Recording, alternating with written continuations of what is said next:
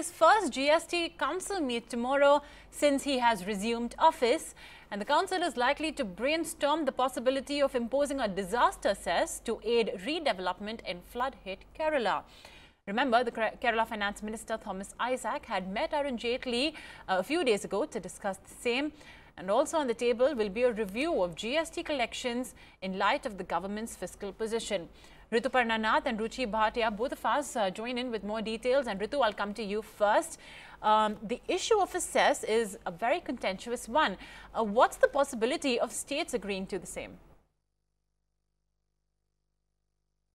It's going to be Finance Minister Arun Jaitley's first GST Council meeting after his resumed office, and the Council is likely to discuss the possibility of allowing the state of Kerala to impose a 10% cess on SGST, a long-standing demand of the Kerala. You know, the Finance Minister of Kerala, Thomas Isaac, has also met the Finance Minister a few days back regarding this issue. Kerala has been demanding this, imposing a 10% cess on SGST. They have already hiked excise duty on liquor, and they plan to get around 750 crores of funds from these two issues. Now, the Finance Minister on their part believes that, you know, the GST Council might not really agree to levise the cess on SGST, and they'd also earlier said that the Attorney General's response is essential before they actually go and decide whether they can allow a state to do this. But the Attorney General in his response has already suggested that there is no legal objection to anyone who wants to impose a cess. So now the decision completely rests upon the Council. Apart from this, you have to also keep in mind the centre has already dispersed 600 crore worth relief fund to Kerala. So now the Council has to take a call whether or not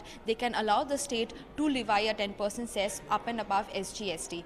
Apart from that, the Council will also be discussing the revenue position. The GST collections have been quite lower than what the target is of 1 lakh crore, and the Finance Ministry officials believe that, you know, they might reach the target by the end of this year. So all of these are likely to be discussed in tomorrow's GST Council meeting. Okay, and now over to you, Ruchi. We understand the GST Council will also be addressing the concerns around collections, and sources are saying that the centre and states are going to be mulling ways to increase compliance, reduce evasion, and also, of course, to bridge that revenue gap. What are you picking up? In fact, it is very interesting, as Ritu was pointing out, the revenue gap for various states has become a big cause of concern, especially in this year where there are a lot of challenges with respect to our fiscal position.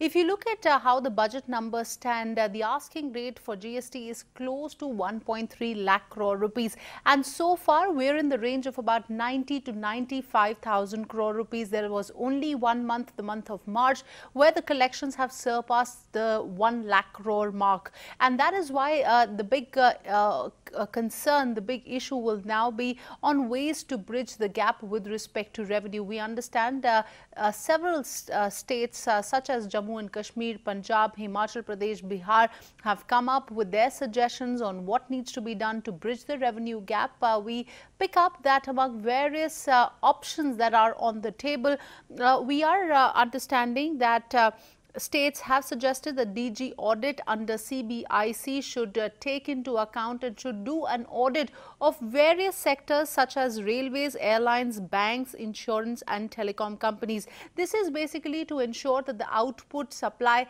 is in line with the taxes that are being paid so far. The second option that they are looking at is that the focus should be on monitoring the return of the top 1,000 taxpayers.